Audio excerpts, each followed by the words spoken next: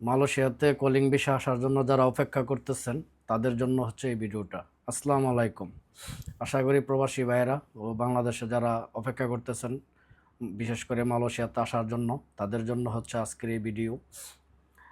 আপনারা যারা বাংলাদেশে বেকার ঘুরতেছেন তাদের জন্য বলবো, যদি আপনি প্রবাসে আসতে চান, প্রবাসে এসে আপনি আপনার স্বপ্ন পূরণ করতে চান, কাজ করতে চান, তো আপনাদেরকে বলবো যে আপনারা কোনো একটা কাজ শিখুন। বাংলাদেশে এখন বেকার না ঘুরে আপনি যে কোনো একটা ভালো কাজ শিখুন। ইলেকট্রিকের কাজ হতে পারে, বা এদেশে কাইউবিসি বলে, এগুলা হচ্ছে বাংলাদেশে যে রডের কাজ করে যারা রডের কাজ করতে পারেন বা টাইলসের কাজ শিখতে পারেন। যে কোনো একটা কাজ শিখেন, ভালো একটা কাজ শিখেন। কাজ শিখে যদি আপনি মালয়েশিয়াতে আসেন তাহলে আপনি ভালো একটা অঙ্কের স্যালারিতে কাজ করতে পারবেন।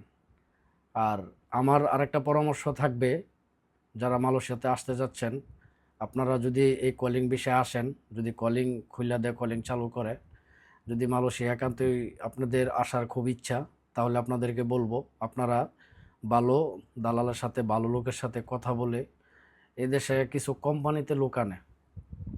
মালয়েশিয়াতে অনেক ভালো ভালো কোম্পানি আছে। এনএসকে কোম্পানিটা হচ্ছে মার্কেটের কাজ। তারপর 7-11, এবারে শুনতেছি 7-11 বা এনএসকে এর মতন এরকম কিছু কোম্পানি তারা লোক আনবে বাংলাদেশ থেকে। তো আপনারা যদি এরকম কিছু শপিং মলের কোম্পানিতে আসতে পারেন তাহলে আপনাদের একটা সুবিধা হবে কি, এদেশে আসার পর আপনাদের নিজেদের কাজ খোঁজা লাগবে না, মানুষের দ্বারে দ্বারে ঘোরা লাগবে না। কোম্পানিতে আসলে কোম্পানি কাজ দিবে, মাস টু মাস কাজ করবেন, স্যালারি পাবেন। অল্প কি হয়তোবা কিছু টাকা বেতন কম আসতে পারে। যদি আপনি বিল্ডিংয়ের কাজ করেন তাহলে হয়তো বেতন ভালো আসে। যারা কাজ করতে পারে, যারা কাজ বুঝে, তাদের স্যালারিটা ভালো আসে। আর এসব কোম্পানিতে মার্কেটের যে কোম্পানিগুলো, এগুলোতে আসলে তাদের নির্দিষ্ট একটা স্যালারি থাকে, ওই স্যালারি পাবেন। ওই স্যালারিও মোটামুটি খারাপ না, ভালো একটা স্যালারি পাবেন। যদি এসব কাজে আপনারা আসতে পারেন তাহলে আপনাদের জন্য সুবিধা হবে কি, যে মানুষের দ্বারে দ্বারে ঘোরা লাগবে না, 1 মাস 2 মাস কাজ করে বইসা থাকা লাগবে না। আপনি সবসময় কাজ করতে পারবেন, কন্টিনিউ কাজ করতে পারবেন এসব কোম্পানিগুলোতে আসলে। এটা হচ্ছে সুবিধা। তারপর হচ্ছে আপনার থাকার জন্য তারা থাকার জায়গায় দেয়।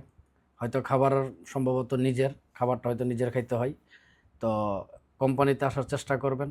বা অনেক ফ্যাক্টরি আছে, ফ্যাক্টরিতে তারা আনার জন্য এবারে শুনতেছি যে কলিংয়ে ফ্যাক্টরিতে লোক আনবে।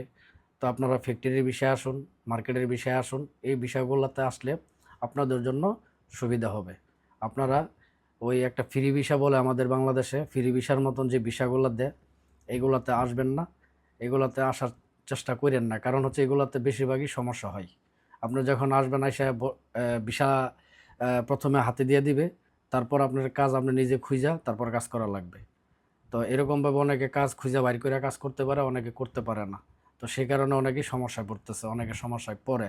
যে গত কলিংয়ে যারা আসছে এরকম অনেক লোক সমস্যায় পড়ছে। তো আপনাদেরকে আমি বলবো